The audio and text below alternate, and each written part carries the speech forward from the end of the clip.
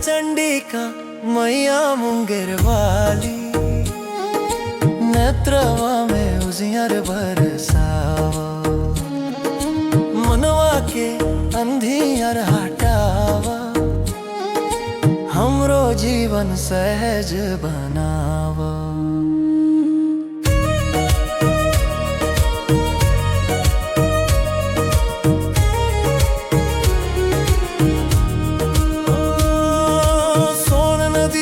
किनराप मैया तोहर धाम बसे सुघर, पत्थरवा पर ज्योति चमके, लगे जैसे मैया खुद उतर।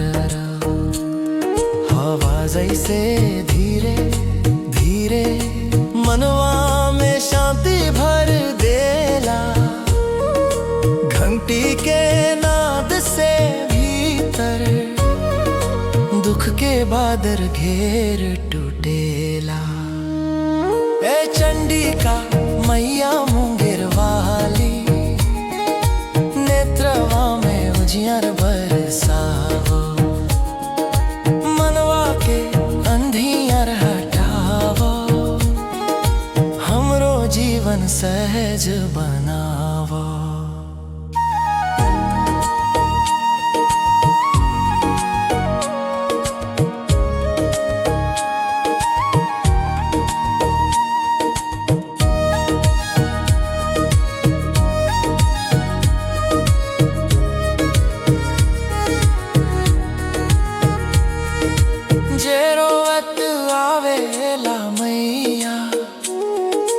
ओकरा सुखा देला, छाती पर हाथ फेरी फेरी, दुख दर्द सब भगा देला।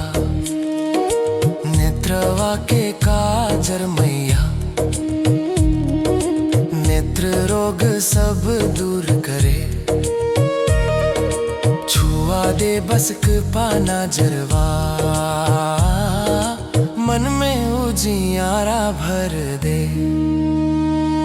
ए चंडिका मैया मुंगेर वाली, नेत्रवा में उजियार बरसावा, मनवा के अंधियार हटावा, हमरो जीवन सहज बनावा।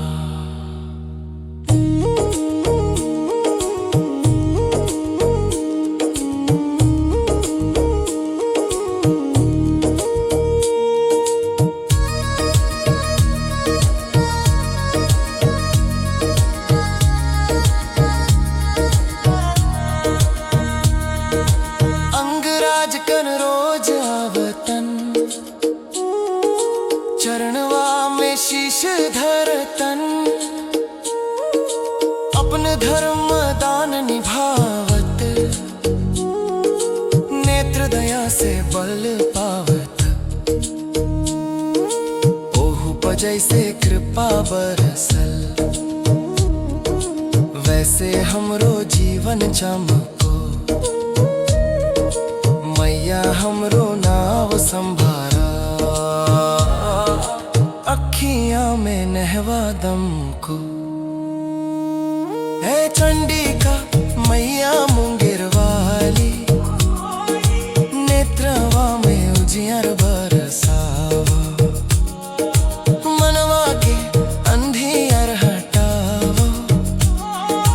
हमरो जीवन सहज बनावा।